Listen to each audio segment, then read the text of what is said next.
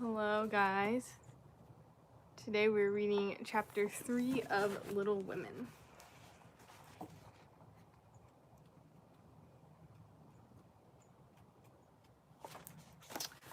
Chapter 3, The Lawrence Boy. Joe, where are you?" cried Meg at the foot of the garret stairs. "Here," answered a husky voice from above, and running up, Meg found her sister eating apples and crying over the heir of Redcliffe, wrapped up in a comforter on an old three-legged sofa by the sunny window.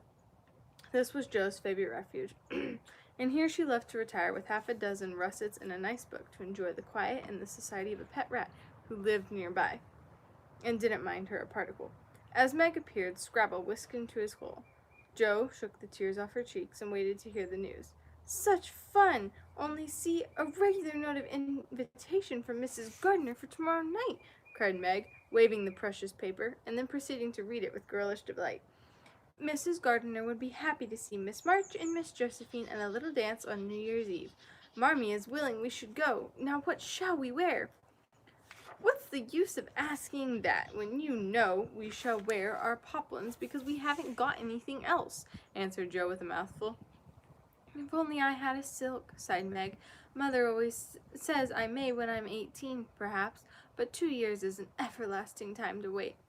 "I'm sure our pops look like silk, and they are nice enough for us. Yours is as good as new, but I forgot the burn and tear in mine. Whatever shall I do? The burn shows badly, and I can't take any out." "You must sit still all you can, and keep your back out of sight. The front is all right. I shall have a new ribbon for my hair, and Marmee will lend me her little pearl pin. And my new slippers are lovely, and my gloves will do, though they aren't as nice as I'd like. Mine are spoilt with lemonade, and I can't get any new ones, so I shall have to go without," said Joe, who never troubled herself much about dress. "You must have gloves, or I won't go," cried Meg decidedly. "Gloves are more important than anything else. You can't dance without them, and if you don't, I should be so mortified." "Then I'll stay. I don't care much for company dancing. It's no fun to go sailing around. I'd like to fly out and cut capers." You can't ask Mother for new ones. They're so expensive, and you are so careless. She said when you spoilt the others that she shouldn't get you any more this winter. Can't you make them do?" asked Meg anxiously. "I can hold them crumpled up in my hand so no one will know how stained they are. That's all I can do. No, I'll tell you how we can manage. Each wear one good one and carry a bad one, don't you see?" "Your hands are bigger than mine, and you'll stretch my glove dreadfully," began Meg, whose gloves were a tender point with her. "Then I'll go without. I don't care what people say," cried Joe, taking up her book. "You may have it, you may, only don't stain it, and do behave nicely. Don't put your hands behind you, or stare, or say, 'Christopher Columbus,' will you?" "Don't worry about me. I'll be as prim as I can, and not get into any scrapes if I can help it. Now go and answer your note, and let me finish this splendid story." So Meg went away to accept with thanks, look over her dress, and sing blithely as she did up her one real lace frill, while Joe finished her story, her 4 apples, and had a game of romps with Scrabble. On New Year's Eve, the parlor was deserted, for the 2 younger girls played dressing maids, and the 2 elder were absorbed in the all-important business of getting ready for the party. Simple as the toilets were, there was a great deal of running up and down, laughing and talking, and at one time a strong smell of burnt hair pervaded the house. Meg wanted a few curls about her face, and Joe undertook to pinch the papered locks with a pair of hot tongs. "Ought they to smoke like that?" asked Beth from her perch on the bed. "It's the dampness drying," replied Joe. "What a queer smell! It's like burnt feathers," observed Amy, smoothing her own pretty curls with a superior air. "There, now I'll take off the papers and you'll see a cloud of little ringlets," said Joe, putting down the tongs. She did take off the papers, but no cloud of ringlets appeared, for the hair came with the papers, and the horrified hairdresser laid a row of little scorched bundles on the bureau before her victim. Oh, what have you done? I'm spoilt. I can't go. My hair, oh, my hair!" wailed Meg, looking with despair at the uneven frizzle on her forehead. "Just my luck. You shouldn't have asked me to do it. I always spoil everything. I'm so sorry, but the tongs were too hot, and so I've made a mess," groaned poor Joe, regarding the black pancakes with tears of regret. "It isn't spoiled. Just frizzle it and tie your ribbon so the ends come on your forehead a bit, and it will look like the latest fashion. I've seen many girls do it so," said Amy consolingly. "Serves me right for trying to be fine. I wish I'd let my hair alone," cried Meg petulantly. "So do I. It was so smooth and pretty. But it will soon grow out again," said Beth, coming to kiss and comfort the shorn sheep. After various lesser mishaps, Meg was finished at last, and by the united exertions of the family, Joe's hair was got up and her dress on. They looked very well in their simple suits, Meg in silvery drab with a blue velvet snood, lace frills, and the pearl pin, Jo in maroon with a stiff gentlemanly linen collar, and a white chrysanthemum or two for her only ornament. Each put on one nice light glove and carried one soiled one, and all pronounced the effect quite easy and fine. Meg's high-heeled slippers were very tight and hurt her, though she would not own it. And Jo's 19 hairpins all seemed struck straight into her head, which was not exactly comfortable, but dear me, let us be elegant or die. Have a good time, dearies, said Mrs. March, as the sisters went daintily down the walk. Don't eat much supper, and come away at 11 when I send Hannah for you. As the gate clashed behind them, a voice cried from a window, Girls, girls, have you both got nice pocket handkerchiefs? Yes, Spindy nice, and Meg has cologne on hers, cried Jo, adding with a laugh as they went on, I do believe Marmee would ask that if we were all running away from an earthquake. It is one of her aristocratic tastes, and quite proper, for a real lady is always known by nice, neat boots, gloves, and handkerchief, replied Meg, who had a good many little aristocratic tastes of her own. Now don't forget to keep the bad breath out of sight, Jo. The bad breath out of sight, Jo. Is my sash right, and does my hair look very bad? Said Meg, as she turned from the glass in Mrs. Gardiner's dressing room after a prolonged prink. I know I shall forget. If you see me doing anything wrong, just remind me by a wink, will you? Returned Jo, giving her collar her twitch, and her head a hasty brush. No, winking isn't ladylike. I'll lift my eyebrows if anything is wrong, and nod if you are all right. Now hold your shoulders straight and take short steps, and don't shake hands if you are introduced to anyone. It isn't the thing. How do you learn all the proper ways? I never can. Isn't that music gay? Down they went, feeling a trifle timid, for they seldom went to parties, and informal as this little gathering was, it was an event to them. Mrs. Gardiner, a stately old lady, greeted them kindly, and handed them over to the eldest of her 6 daughters. Meg knew Sally, and was at her ease very soon, but Jo, who didn't care much for girls or girlish gossip, stood about with her back carefully against the wall, and felt as much out of place as a colt in a flower garden. Half a dozen jovial lads were talking about skates in another part of the room, and she longed to go and join them, for skating was one of the joys of her life. She telegraphed her wish to Meg, but the eyebrows went up so alarmingly that she dared not stir.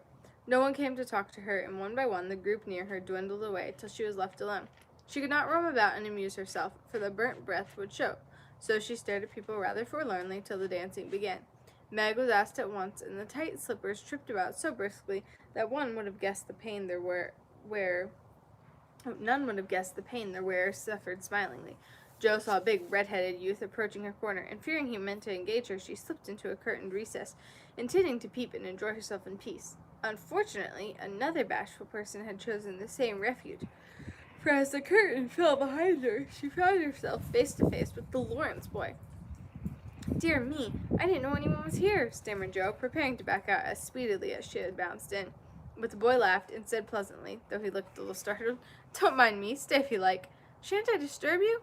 Not a bit. I only came here because I don't know many people, and I felt rather strange at first, you know. So did I. Don't go away, please, unless you'd rather. The boy sat down again and looked at his pumps, till Jo said, trying to be polite and easy, I think I've had the pleasure of seeing you before. You live near us, don't you? Next door. And he looked up and laughed outright, for Jo's prim manner was rather funny when he remembered how they had chatted about cricket when he brought the cat home. That put Jo at her ease, and she laughed too, as she said in her heartiest way, We did have such a good time over your nice Christmas present. Grandpa sent it, but you put it into his head, didn't you now? How is your cat, Miss March? Said the boy, trying to look sober, while his black eyes shone with fun. Nicely, thank you, Mr. Lawrence, but I am not Miss March. I am only Jo, returned the young lady. I'm not Mr. Lawrence. I'm only Laurie. Laurie Lawrence, what an odd name. Well, my first name is Theodore, but I don't like it, for the fellows call me Dora, so I made them say Laurie instead. I hate my name, too. So sentimental. I wish everyone would say Jo instead of Josephine. How did you make the boys stop calling you Dora? I thrashed them. I can't thrash Aunt March, so I suppose I shall have to bear it, said Jo, resigning herself with a sigh. Don't you like to dance, Miss Jo? Asked Laurie, looking as if he thought the name suited her. I like it well enough that there is plenty of room and everyone is lively. In a place like this, I'm sure to upset something, tread on people's toes, or do something dreadful, so I say keep out of mischief, and let Meg sail about. Don't you dance? Sometimes. You see, I've been abroad a good many years, and haven't been into company enough yet to know how to do things here. Abroad? Cried Joe. Oh, tell me about it. I love dearly to hear people describe their travels. Laurie didn't seem to know where to begin, but Joe's eager questions soon set him going, and he told her he had been to school in Vevey, where the boys never wore hats, and had a fleet of boats on the lake, and for holiday fun went walking trips about Switzerland with their teachers. Don't I wish I'd been there, cried Joe. Did you go to Paris? We spent last winter there. Can you talk French? We were not allowed to speak anything else at Vevey. Do say something. I can read it, but I can't pronounce it. Quel nom a cette jeune demoiselle in la pantoufle gilet? Said Laurie good-naturedly. How nicely you do it. Let me see. You said, who is the young lady in the pretty slippers, didn't you? Oui, mademoiselle. It's my sister Margaret, and you knew it was. Do you think she is pretty? Yes, she makes me think of the German girls, who look so fresh and quiet and dances like a lady. Joe quite glowed with pleasure at this boy's praise of her sister, and stored it up to repeat to Meg. Both peeped and criticized and chatted, till they felt like old acquaintances. Laurie's bashfulness soon wore off, for Joe's gentlemanly demeanor amused him and set him at his ease, and Joe was her merry self again, because her dress was forgotten, and nobody lifted their eyebrows at her. She liked the Lawrence boy better than ever, and took several good looks at him, so that she might describe him to the girls, for they had no brothers, very few male cousins, and boys were almost unknown creatures to them. Curly black hair, brown skin, big black eyes, handsome nose, fine teeth, small hands and feet, taller than I am, very polite for a boy, and altogether jolly. Wonder how old he is. It was on the tip of Joe's tongue to ask, but she checked herself in time, and with unusual tact, tried to find out a roundabout way. I suppose you're going to college soon. I see you pegging away at books. No, I mean studying hard. And Joe blushed at the dreadful pegging which had escaped her. Laurie smiled, but didn't seem shocked, and answered with a shrug. Not for a year or two. I won't go before 17 anyway. Aren't you but 15? Asked Joe, looking at the tall lad, whom she had imagined 17 already. 16 next month. I wish I was going to college. You don't look as if you liked it. I hate it. Nothing but grinding or skylarking, and I don't like the way fellows do either in this country. What do you like? To live in Italy, and to enjoy myself in my own way. Joe wanted very much to ask what his own way was, but his black brows looked rather threatening as he knit them, so she changed the subject by saying, as her foot kept time, That's a splendid polka. Why don't you go and try it? If you will come too, he answered with a gallant little bow. I can't, for I told Meg I wouldn't, because... There Joe stopped and looked undecided whether to tell or to laugh. Because what? Asked Laurie curiously. You won't tell? Never. Well, I have a bad trick of standing before the fire, and so I burned my frocks, and I scorched this one, and though it's nicely mended, it shows, and Meg told me to keep still, so no one would see it. You may laugh if you want to. It is funny, I know. But Laurie didn't laugh. He only looked down a minute, and the expression of his face puzzled Joe, when he said very gently, Never mind that. I'll tell you how we can manage. There's a long hall out there, and we can dance grandly, and no one will see us. Please come. Joe thanked him and gladly went, wishing she had 2 neat gloves, when she saw the nice pearl-colored ones her partner wore. The hall was empty, and they had a grand polka, for Laurie danced well, and taught her the German step, which delighted Joe, being full of swing and spring. When the music stopped, they sat down on the stairs to get their breath, and Laurie was in the midst of an account of a students' festival at Heidelberg, when Meg appeared in search of her sister. She beckoned, and Joe reluctantly followed her into a side room, where she found her on a sofa, holding her foot and looking pale. I've sprained my ankle. That stupid high heel turned and gave me a sad wrench. It aches so, I can hardly stand, and I don't know how I'm ever going to get home, she said, rocking to and fro in pain. I knew you'd hurt your feet with those silly shoes. I'm sorry, but I don't see what you can do, except get a carriage or stay here all night, answered Joe, softly rubbing the poor ankle as she spoke. I can't have a carriage without its costing ever so much. I dare say I can't get one at all, for most people come in their own, and it's a long way to the stable and no one to send. I'll go. No, indeed. It's past 9 and dark as Egypt. I can't stop here, for the house is full. Sadie has some girls staying with her. I'll rest till Hannah comes, and then do the best I can. I'll ask Laurie. He will go, said Joe, looking relieved as the idea occurred to her. Mercy, no! Don't ask or tell anyone. Get me my rubbers and put these slippers with our things. I can't dance any more, but as soon as supper is over, watch for Hannah and tell me the minute she comes. They're going out to supper now. I'll stay with you. I'd rather. No, dear. Run along and bring me some coffee. I'm so tired I can't stir. So Meg reclined with rubbers well hidden, and Joe went blundering away to the dining room, which she found after going into a china closet and opening the door of a room where old Mr. Gardiner was taking a little private refreshment. Making a dart at the table, she secured the coffee, which she immediately spilt, thereby making the front of her dress as bad as the back. Oh dear, what a blunderbuss I am, exclaimed Joe, finishing Meg's glove by scrubbing her gown with it. Can I help you? Said a friendly voice, and there was Laurie, with a full cup in one hand and a plate of ice in the other. I was trying to get something for Meg, who was very tired, and someone shook me, and here I am, in a nice state," answered Joe, glancing dismally from the stained skirt to the coffee-colored glove. "Too bad. I was looking for someone to give this to. May I take it to your sister?" "Oh, thank you. I'll show you where she is. I don't offer to take it myself, for I should only get into another scrape if I did." Joe led the way, and as if used to waiting on ladies, Laurie drew up a little table, brought a second installment of coffee and ice for Joe, and was so obliging that even particular Meg pronounced him a nice boy. They had a merry time over the bonbons and mottos, and were in the midst of a quiet game of buzz when 2 or 3 other young people who had strayed in when Hannah appeared. Meg forgot her foot and rose so quickly that she was forced to catch hold of Joe with an exclamation of pain. "Hush, don't say anything," she whispered, adding aloud, "It's nothing. I turned my foot a little, that's all," and limped upstairs to put her things on. Hannah scolded, Meg cried, and Joe was at her wits' end, till she decided to take things into her own hands. Slipping out, she ran down, and finding a servant, asked if he could get her a carriage. It happened to be a hired waiter who knew nothing about the neighborhood, and Joe was looking around for help, when Laurie, who had heard what she said, came up and offered his grandfather's carriage, which has just come for him, he said. "It's so early, you can't mean to go yet," began Joe, looking relieved, but hesitating to accept the offer. "I always go early. I do, truly. Please let me take you home. It's all on my way, you know, and it rains, they say." That settled it, and telling him of Meg's mishap, Joe gratefully accepted and rushed up to bring down the rest of the party. Hannah hated rain as much as a cat does, so she made no trouble, and they rolled away in the luxurious close carriage, feeling very festive and elegant. Laurie went on in the box so Meg could keep her foot up, and the girls talked over their party and freedom. "I had a capital time." "Did you?" asked Joe, rumpling up her hair and making herself comfortable. "Yes, till I hurt myself. Sally's friend, Annie Moffett, took a fancy to me and asked me to come and spend a week with her when Sally does. She is going in the spring when the opera comes, and it would be perfectly splendid if Mother only lets me go," answered Meg, cheering up at the thought. "I saw you dancing with the red-headed man I ran away from. Was he nice?" "Oh, very. His hair is auburn, not red, and he was very polite, and I had a delicious redowa with him. He looked like a grasshopper in a fit when he did the new step. Laurie and I couldn't help laughing. Did you hear us?" "No, but it was very rude. What were you about all that time hidden away there?" Joe told her adventures, and by the time she had finished, they were at home. With many thanks, they said good night and crept in, hoping to disturb no one. But the instant their door creaked, 2 little nightcaps bobbed up, and 2 sleepy but eager voices cried out, "Tell about the party! Tell about the party!" With what Meg called a great want of manners, Joe had saved some bonbons for the little girls, and they soon subsided after hearing the most thrilling events of the evening. "I declare, it really seems like being a fine young lady, to come home from the party in a carriage and sit in my own dressing gown with a maid to wait on me," said Meg, as Joe bound up her foot with arnica and brushed her hair. "I don't believe fine young ladies enjoy themselves a bit more than we do, in spite of our burnt hair, old gowns, 1 glove apiece, and tight slippers that spread our ankles when we are really silly enough to wear them," and I think Joe was quite right. Chapter 4. Burdens. "Oh dear, how hard it does seem to take up our packs and go on," sighed Meg, the morning after the party.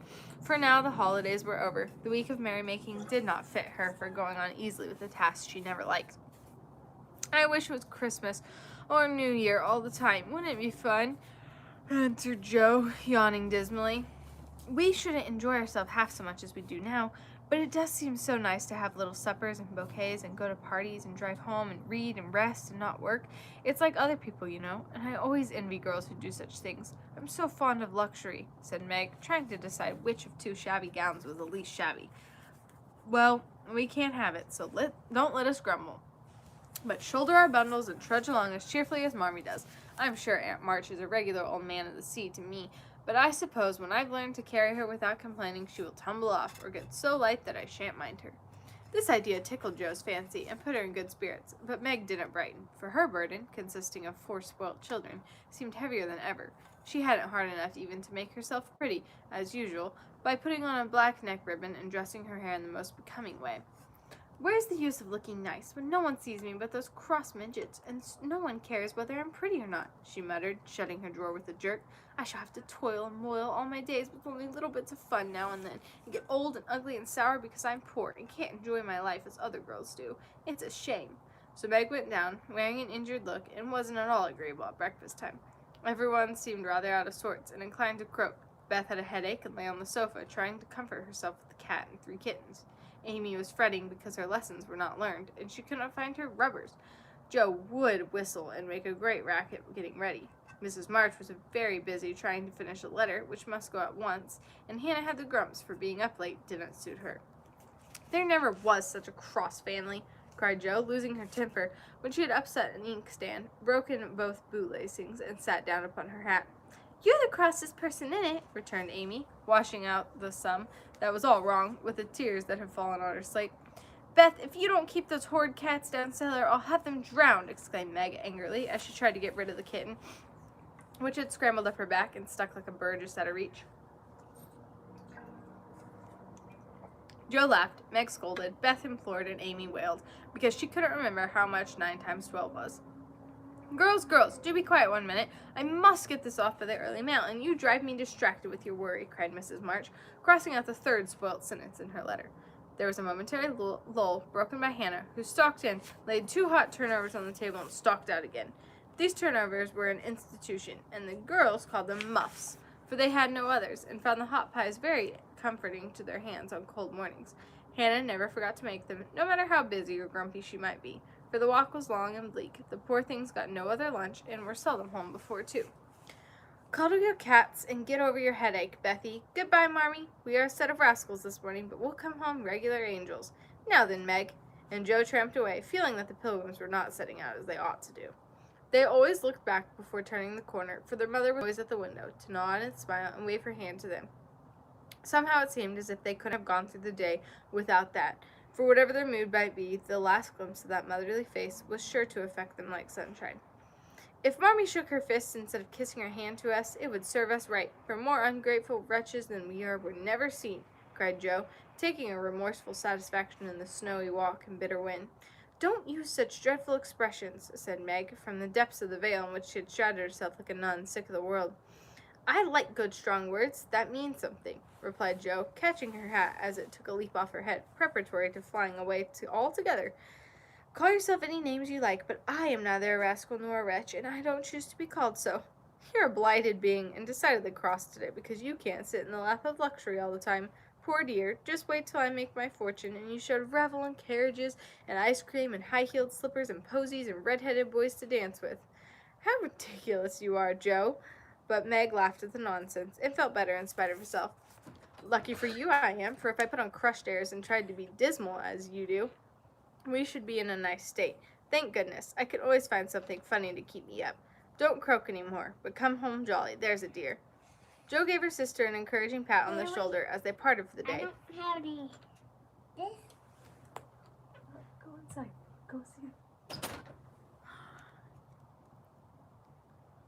Jo gave her sister an encouraging pat on the shoulder as they parted for the day, each going a different way, each hugging her little warm turnover, and each trying to be cheerful in spite of wintry weather, hard work, and the unsatisfied desires of pleasure-loving youth. When Mr. March lost his property in trying to help an unfortunate friend, the 2 oldest girls begged to be allowed to do something toward their own support at least. Believing that they could not begin too early to cultivate energy, industry, and independence, their parents consented, and both fell to work, with the hearty goodwill which, in spite of all obstacles, is sure to succeed at last. Margaret found a place as nursery governess, and felt rich with her small salary. As she said, she was fond of luxury, and her chief trouble was poverty. She found it harder to bear than the others because she could remember a time when home was beautiful, life full of ease and pleasure, and want of any kind unknown. She tried not to be envious or discontented, but it was very natural that the young girl should long for pretty things, gay friends, accomplishments, and a happy life. At the King's she daily saw all she wanted, for the children's older sisters were just out, and Meg caught frequent glimpses of dainty ball dresses and bouquets, heard lively gossip about theaters, concerts, sleighing parties, and merrymakings of all kinds, and saw money lavished on trifles which would have been so precious to her. Poor Meg seldom complained, but a sense of injustice made her feel bitter toward everyone sometimes, for she had not yet learned to know how rich she was in the blessings which alone can make life happy. Jo happened to suit Aunt March, who was lame, and needed an active person to wait upon her. The childless old lady had offered to adopt one of the girls when the troubles came, and was much offended because her offer was declined. Other friends told the Marches that they had lost all chance of being remembered in the rich old lady's will, but the unworldly Marches only said, "We can't give up our girls for a dozen fortunes. Rich or poor, we will keep together and be happy in one another." The old lady wouldn't speak to them for a time, but happening to meet Jo at a friend's, something in her comical face and blunt manner struck the old lady's fancy, and she proposed to take her for a companion. This did not suit Jo at all, but she accepted the place since nothing better appeared, and to everyone's surprise got on remarkably well with her irascible relative. There was an occasional tempest, and once Jo had marched home, declaring she couldn't bear it any longer. But Aunt March always cleared up quickly, and sent for her back again with such urgency that she could not refuse, for in her heart she rather liked the peppery old lady. I suspect that the real attraction was the large library of fine books that was left to dust and spiders since Uncle March died. Jo remembered the kind old gentleman who used to let her build railroads and bridges with big dictionaries and tell her stories about the queer pictures in his Latin books and buy her cards of gingerbread whenever he met her in the street. The dim, dusty room with the bust staring down from the tall bookcases, the cozy chairs, the globes, and best of all, the wilderness of books in which she could wander where she liked, made the library a region of bliss to her. The moment Aunt March took her nap or was busy with company, Jo hurried to this quiet place, and curling herself up in the easy chair, devoured poetry, romance, history, travels, and pictures like a regular bookworm. But, like all happiness, it did not last long, for as sure as she had just reached the heart of the story, the sweetest verse of the song, on the most perilous adventure of her traveler, a shrill voice called, "Josephine! Josephine!" And she had to leave her paradise to wind yarn, wash the poodle, or read Belsham's essays by the hour together. Jo's ambition was to do something very splendid. What it was she had no idea as yet, but left it for time to tell her, and meanwhile found her greatest affliction in the fact that she couldn't read, run, and ride as much as she liked. A quick temper, sharp tongue, and restless spirit were always getting her into scrapes, and her life was a series of up and downs, which were both comic and pathetic. But the training she received at Aunt March's was just what she needed, and she thought that she was doing something to support herself made her happy, in spite of the perpetual "Josephine!" Beth was too bashful to go to school. It had been tried, but she suffered so much that it was given up, and she did her lessons at home with her father. Even when he went away, and her mother was called to devote her skill and energy to soldiers' aid societies, Beth went faithfully on by herself, and did the best she could. She was a housewifely little creature, and helped Hannah keep home neat and comfortable for the workers, never thinking of any reward but to be loved. Long, quiet days she spent, not lonely nor idle, for her little world was peopled with imaginary friends, and she was by nature a busy bee. There were 6 dolls to be taken up and dressed every morning, for Beth was a child still, and loved her pets as well as ever. Not one whole or handsome one among them. All were outcasts till Beth took them in, for when her sisters outgrew these idols, they passed to her, because Amy would have nothing old or ugly.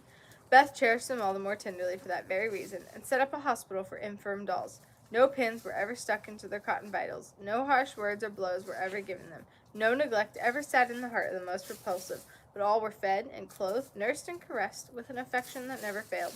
One forlorn fragment of dollinity had belonged to Jo, and having led a tempestuous life, was left a wreck in the rag bag, from which dreary poorhouse it was rescued by Beth and taken to her refuge.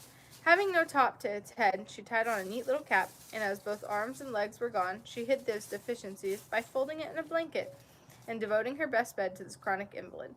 If anyone had known the care lavished on that dolly, I think it would have touched their hearts, even while they laughed. She brought it bits of bouquets, she read to it, took it out to breathe the air hidden under her coat. She sung it lullabies and never went to bed without kissing its dirty face and whispering tenderly, "I hope you'll have a good night, my poor dear." Beth had her troubles as well as the others, and not being an angel, but a very human little girl, she often "wept a little weep," as Jo said, because she couldn't take music lessons and have a fine piano. She loved music so dearly, tried so hard to learn, and practiced away so patiently at the jingling old instrument that it did seem as if someone, not to hint Aunt March, ought to help her. Nobody did, however, and nobody saw Beth wipe the tears off the yellow keys that wouldn't keep in tune when she was all alone. She sang like a little lark about her work, never was too tired to play for Marmee and the girls, and day after day said hopefully to herself, "I know I'll get my music sometime, if I'm good." There are many Beths in the world, shy and quiet, sitting in corners till needed, and living for others so cheerfully that no one sees the sacrifices till the little cricket on the hearth stops chirping, and the sweet sunshiny presence vanishes, leaving silence and shadow behind. If anybody had asked Amy what the greatest trial of her life was, she would have answered at once, "My nose!" When she was a baby, Jo had accidentally dropped her into the coal hod, and Amy insisted that the fall had ruined her nose forever. It was not big, nor red, like poor Petrea's. It was only rather flat, and all the pinching in the world could not give it an aristocratic point. No one minded it but herself, and it was doing its best to grow.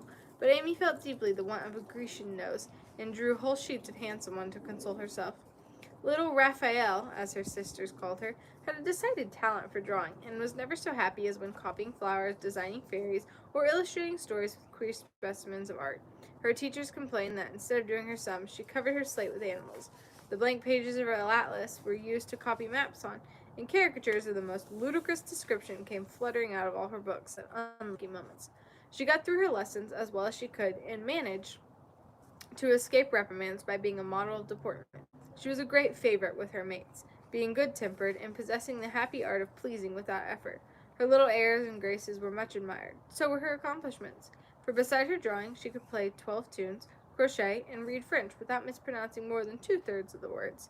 She had a plaintive way of saying, "When Papa was rich, we did so and so," which was very touching, and her long words were considered perfectly elegantly by the girls. Amy was in a fair way to be spoilt, for everyone petted her, and her small vanities and selfishnesses were growing nicely. One thing, however, rather quenched the vanities. She had to wear her cousin's clothes. Now, Florence's mamma hadn't a particle of taste, and Amy suffered deeply at having to wear a red instead of a blue bonnet, unbecoming gowns, and fussy aprons that did not fit. Everything was good, well made, and little worn, but Amy's artistic eyes were much afflicted, especially this winter, when her school dress was a dull purple, with yellow dots and no trimming. "My only comfort," she said to Meg with tears in her eyes, "is that Mother don't take tucks in my dresses whenever I'm naughty, as Maria Park's mother does. My dear, it's really dreadful, for sometimes she is so bad her frock is up to her knees, and she can't come to school. When I think of this degradation, I feel that I can bear even my flat nose and purple gown with yellow skyrockets on it." Meg was Amy's confidant and monitor, and by some strange attraction of opposite, Jo was gentle Bess. To Jo alone did the shy child tell her thoughts, and over her big harum-scarum sister, Beth unconsciously exercised more influence than anyone in the family. The two older girls were a great deal to one another, but each took one of the younger into her keeping and watched over her in her own way. "Playing mother," they called it, and put their sisters in the places of discarded dolls with the maternal instinct of little women. "Has anybody got anything to tell? It's been such a dismal day. I'm really dying for some amusement," said Meg, as they sat sewing together that evening. "I had a queer time with Aunt today, and as I got the best of it, I'll tell you about it," began Jo, who dearly loved to tell stories. "I was reading that everlasting Belsham, and droning away as I always do, for Aunt soon drops off, and then I take out some nice book and read like fury till she wakes up. I actually made myself sleepy, and before she began to nod, I gave such a gape that she asked me what I meant by opening my mouth wide enough to take the whole book in at once. "I wish I couldn't be done with it," said I, trying not to be saucy.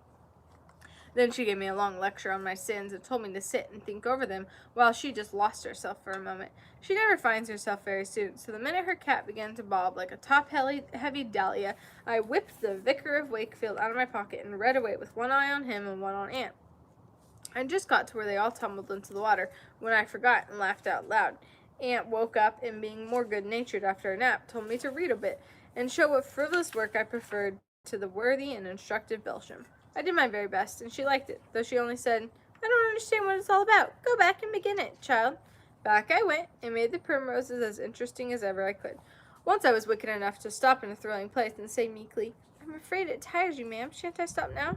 She caught up her knitting, which she had dropped out of her hands, gave me a sharp look through her specs, and said in her short way, "Finish the chapter, and don't be impertinent, miss." "Did she own she liked it?" asked Meg. "Oh, bless you, no. But she let old Belsham rest, and when I ran back after my gloves this afternoon, there she was, so hard at the vicar that she didn't hear me laugh as I danced a jig in the hall, because of the good time coming. What a pleasant life she might have, if she only chose. I don't envy her much, in spite of her money, for after all, rich people have about as many worries as poor ones, I think," added Jo. "That reminds me," said Meg, "that I've got something to tell. It isn't funny like Jo's story, but I thought about it a good deal as I came home. At the King's today, I found everybody in a flurry, and one of the children said that her oldest brother had done something dreadful, and Papa had sent him away. I heard Mrs. King crying and Mr. King talking very loud, and Grace and Ellen turned away their faces when they passed me, so I shouldn't see how red their eyes were. I didn't ask any questions, of course, but I felt so sorry for him, and was rather glad I hadn't any wild brothers to do wicked things and disgrace the family." "I think being disgraced in school is a great deal tryinger than anything bad boys can do," said Amy, shaking her head, as if her experience of life had been a deep one. Susie Perkins came to school one day with a lovely red carnelian ring. I wanted it dreadfully and wished I was her with all my might. Well, she drew a picture of Mr. Davis with a monstrous nose and a hump and the words, "Young ladies, my eye is upon you," coming out of his mouth in a balloon thing. We were laughing over it, when all of a sudden his eye was on us, and he ordered Susie to bring up her slate. She was paralyzed with fear, but she went, and oh, what do you think he did? He took her by the ear. The ear! Just fancy how horrid! And led her to the recitation platform and made her stand there half an hour, holding that slate so everyone could see. Didn't the girls laugh at the picture? Asked Joe, who relished the scrape. Laugh? Not one. They sat as still as mice. And Susie cried quarts. I know she did. I didn't envy her then, for I felt that millions of carnelian rings wouldn't have made me happy after that. I never should have gotten over such an agonizing mortification. And Amy went on with her work, in the proud consciousness of virtue, and the successful utterance of 2 long words in a breath. I saw something that I liked this morning, and I meant to tell it at dinner, but I forgot, said Beth, putting Joe's topsy-turvy basket in order as she talked. When I went to get some oysters for Hannah, Mr. Lawrence was in the fish shop, but he didn't see me, for I kept behind a barrel, and he was busy with Mr. Cutter, the fish man. A poor woman came in with a pail and a mop and asked Mr. Cutter if he would let her do some scrubbing for a bit of fish, because she hadn't any dinner for her children, and had been disappointed of a day's work. Mr. Cutter was in a hurry and said, "No," rather crossly, so she was going away looking hungry and sorry, when Mr. Lawrence hooked up a big fish with the crooked end of his cane and held it out to her. She was so glad and surprised she took it right in her arms and thanked him over and over. He told her to go along and cook it, and she hurried off so happy. Wasn't it good of him? Oh, she did look so funny, hugging the big slippery fish, and hoping Mr. Lawrence's bed in heaven would be easy. When they had laughed at Beth's story, they asked their mother for one, and after a moment's thought, she said soberly, "As I sat cutting out blue flannel jackets today at the rooms, I felt very anxious about Father, and thought how lonely and helpless we should be if anything happened to him. It was not a wise thing to do, but I kept on worrying, till an old man came in with an order for some clothes. He sat down near me, and I began to talk to him, for he looked poor and tired and anxious.